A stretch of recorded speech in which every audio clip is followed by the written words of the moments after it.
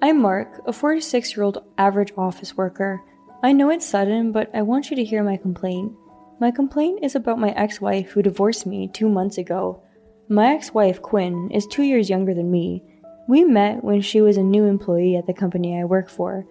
At the time, Quinn was so beautiful that anyone who walked down the street would look back at her. I won her heart, and my male colleagues envied me a lot. However, the only good thing about Quinn was her looks. She could not do housework, was greedy for money, and was a bit selfish. She was the only daughter with late birth of my in-laws, and she was spoiled, which was probably the reason for this. I guess my in-laws started to think it was too much. They started giving her piano and ballet lessons when she was in junior high school. They tried to correct Quinn to be a graceful woman, but in the end, Quinn's personality was never corrected. However, I married Quinn, knowing her character. I thought that once we had a child, things would change a little. I didn't pay much attention to it at the beginning of our marriage.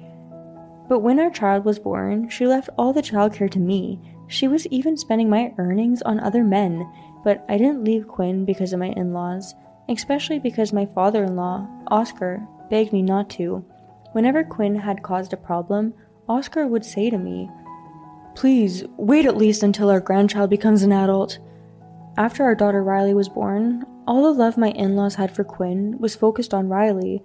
I guess they didn't want to be separated from their beautiful grandchild because of Quinn.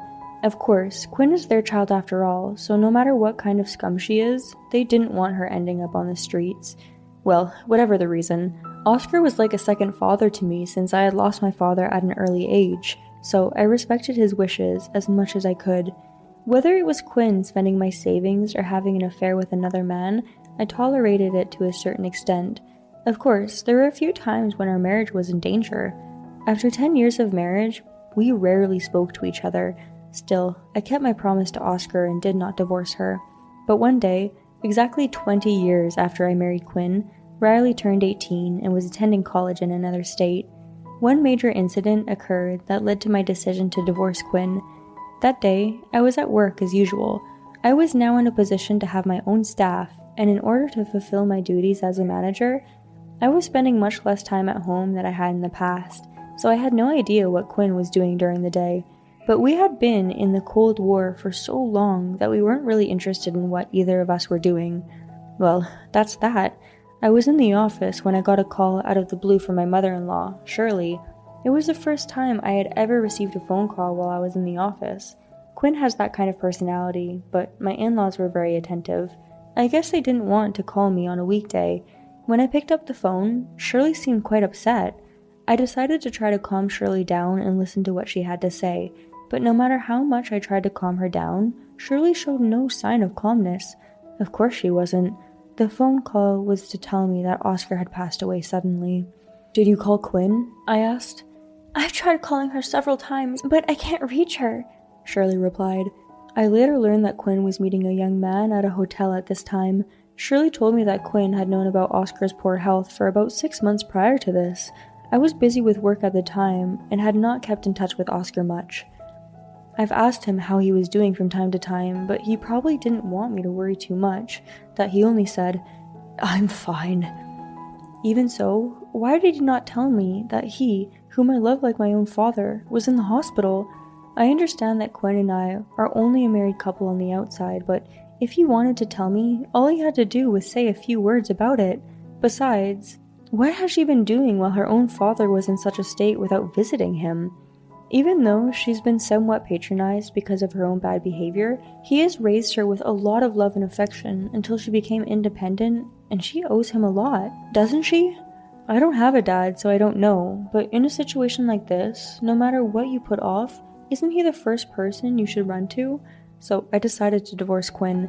I've known for a long time that she's not a good person, but I never thought she would be the kind of bitch who would put her time with a man she was having an affair with before her own parents. After my father-in-law's funeral, I confronted Quinn with the divorce papers in my mother-in-law and daughter's presence. "I'm done with you. Today, I'm divorcing you. Don't you ever come home again." "Divorce? Wait a minute. What are you talking about out of the blue?"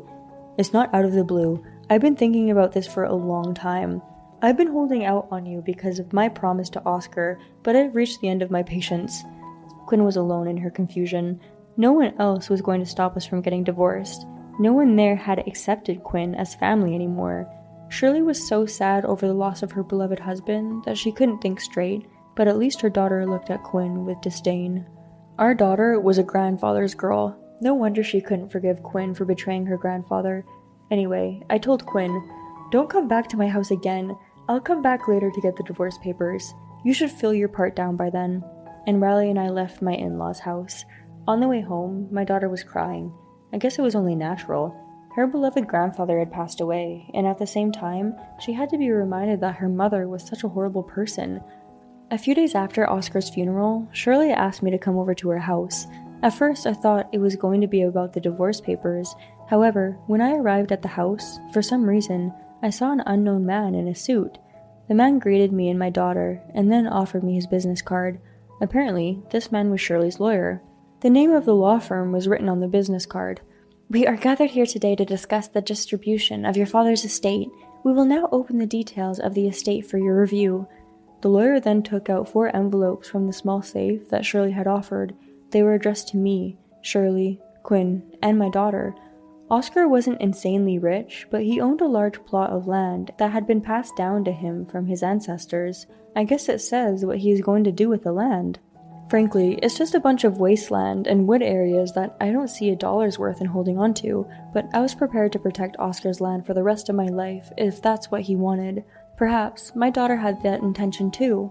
However, as soon as I saw the envelope that the lawyer took out of the safe, I was in doubt. As we waited to open the will, the daughter was checking the sealed part of the envelope in detail. Then, immediately after, he looked up and looked around at the faces of the people present, one by one. After a deep sigh, he opened his mouth and said, "There are signs that the seal on the will has been broken. Has anyone here opened the will without permission?" "I didn't. I didn't know there was such a thing until just now." "I don't know either. My father and I don't live here, so there's no way we could have done something like that. I had control of the safe, but I swear to God I never opened it. I was told beforehand by my lawyer that opening the safe would invalidate the will." One by one, we gave our alibis. All our eyes eventually ended on Quinn, as if we were breathing in unison. I couldn't think of anyone else who would be stupid enough to do such a thing. "Did you take the liberty of opening Oscar's will?" "No, of course not. Why would I do that?" "Well, let's leave it at that for now. For now, we'll just have to check inside the envelope." At the lawyer's cue, we read the wills in turn, and everyone except Quinn checked the contents of the wills. Each will had roughly the same contents. In summary, it says something like, "I give all my property to Quinn." We were very familiar with the person who wrote this will, and it was written in a quirky, cute script. "Isn't this Mom's handwriting?" It was Riley who took the initiative. I guess she was too curious and couldn't resist. As for me, I wanted to keep it in for a little longer before humiliating her. Well, that's just the way it was. "You seriously thought you could monopolize Oscar's legacy in such an obvious way?" "What are you talking about? I didn't do it." "Well, this is obviously in your handwriting, and the envelope and the paper are completely different designs. It's obvious that you took out the contents and replaced them with another one." "You're doubting me? We are going to be strangers from now on. That's none of your business." "No, I haven't filed for divorce yet." After that, Quinn continued with her excuses. She refused to admit her guilt at all. Shirley, Riley, and I were all so disgusted with Quinn that we forgot to get angry. I guess the lawyer couldn't stand to see us like that anymore, and he interrupted. "Forging a will is a crime. You can be imprisoned for up to 5 years." "What? Wait? Imprisonment?" Then Shirley said, "Well, I guess we should talk to the police. They'll do a handwriting analysis, and we'll know who did it." Wait, don't go to the police." Soon after that, Quinn confessed. She thought that if she sold the land, even if it was not worth much, she would have enough money to play with men for a while. What did we do after that, you ask? We went to the police, of course. Shirley was so angry at that time, she would never forgive her, even if it was her own daughter. In the end, Quinn's crime was only referred to prosecutors, but Shirley disowned her and I divorced her as planned. So, the divorce finally came true, but I still have a lot I want to complain about. I just wanted to vent my frustrations here. Well, I guess I feel a little better now. Actually, after that, we found another will in the closet at my in-laws' house. Thanks to it, my mother-in-law inherited the land left by my father-in-law. The will said, "If Quinn misbehaves after I'm gone, I will not give any of my land to her." When my mother-in-law died, it was accompanied by a statement that she would convert the land to cash and give it to her granddaughter. I guess my father-in-law knew what Quinn would do after he passed away. That's what Oscar is all about. However, I wonder how Quinn will live on her own from now on. She has no significant job experience. Her parents have kicked her out of their house, and even her daughter has given up on her. Oh well, I'm going to forget about her now. I'm sure my father-in-law is telling me to do so from the heavens.